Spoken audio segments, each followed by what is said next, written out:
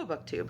Chelsea the Reading Outlaw here to do a review slash discussion of Red Rising by Pierce Brown. This will be a spoilery discussion. I will lead with some spoiler-free thoughts, but then we're going to get into some spoilers pretty quick. So if you haven't read it or if you don't want to be spoiled, click away and just feel free to come back when you have read it and you want to discuss it, because I will be here for that. What is this book about? This book is about a miner named Darrow who works underground as a Red, as a member of an oppressed class. And he has been told that he is to mine so that one day the future colonists of Mars or his descendants can live on the surface, which right now they can't do because they're still in the process of terraforming. Basically, that's all I can say without getting into spoilers. I can give you literally like 55 seconds of spoiler free talk. I enjoyed this book, but found it very, very problematic when it comes to gender dynamics and how it handles gender dynamics. That is something that if you are triggered by sexual assault or rape, this is a book that you are probably going to want to avoid.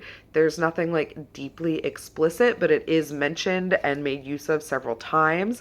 There are problems with violence in this book, but there is also, I think, an incredibly creative amount of world structuring and world building in this book.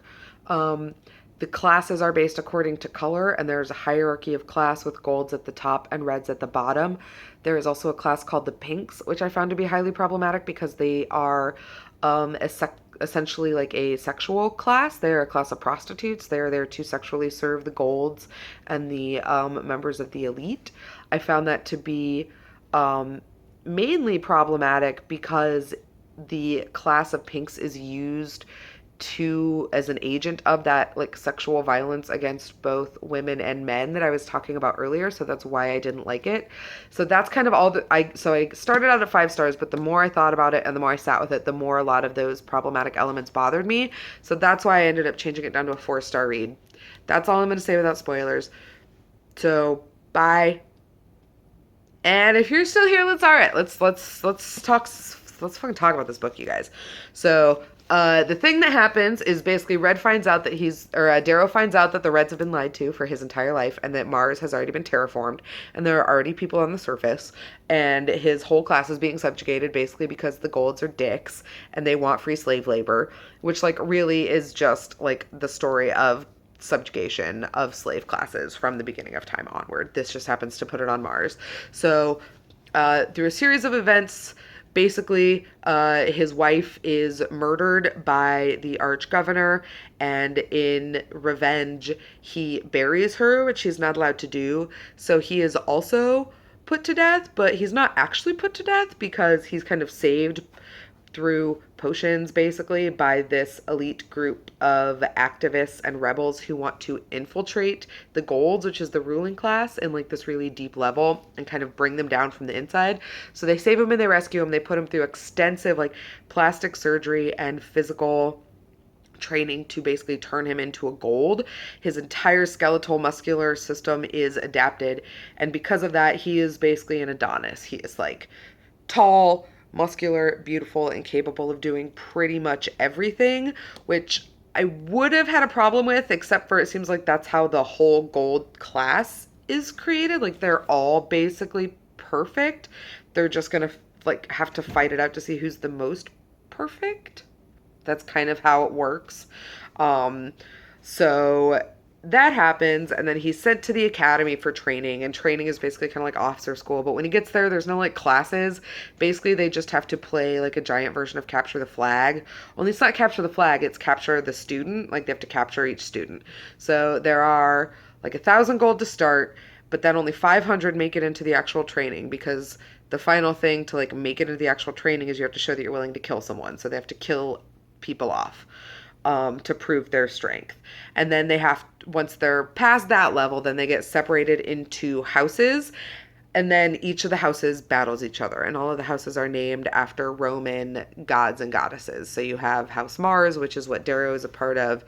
You have House Juno, you have House Jupiter, you have House Ceres.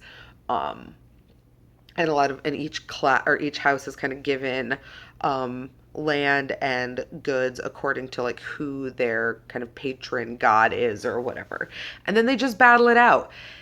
It's kind of like the Hunger Games, but with way more sexual violence, like I already mentioned in the pre-spoiler part.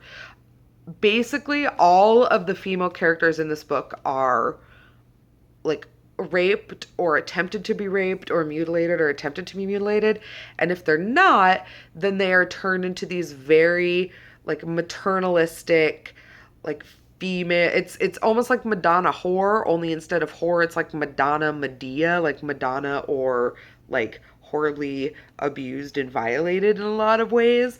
There are not a ton of main characters and only two that actually serve like an emotionally significant element to the plot. The first of which is Io, Darrow's wife, and she's murdered within the first 100 pages. And the second one is Mustang, and she serves to kind of take care of Darrow when he's sick and serves as a female ally for him. And while she is strong and she has a lot of merits of her own, her function in the book is just to aid Darrow in his revolution. Um, Despite all of those things, I read this book and found myself deeply, deeply, deeply enjoying it. The world building is confusing to talk about, but when you're reading the book, it makes enough sense that you go with it.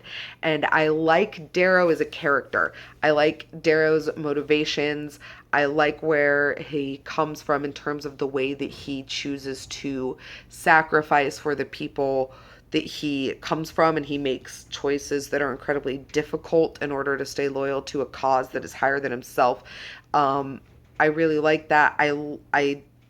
This book is problematic, but I enjoyed it anyway. And I think that it's important to acknowledge that we can still love and enjoy things that have problematic elements. It's about recognizing and acknowledging those things that are problematic. So on that little soapbox, we are going to go ahead and wrap up this review. Like I said, it started out at 5 stars, but I lowered it to 4. I am really looking forward to getting to the sequel, Golden Sun. I already have it at the library. And then the most recent book, Morning Star, just came out. And so, yeah, I'm planning on continuing on. Let me know down below if you've read Red Rising and what you thought. Let me know if you're planning on picking it up, or if you're not planning on picking it up, if the problematic elements are just too problematic for you. As always, you can subscribe, like, comment, check me out all over Twitter and Instagram. I try to be everywhere, and I am always here for talking about books, guys. All right, happy reading.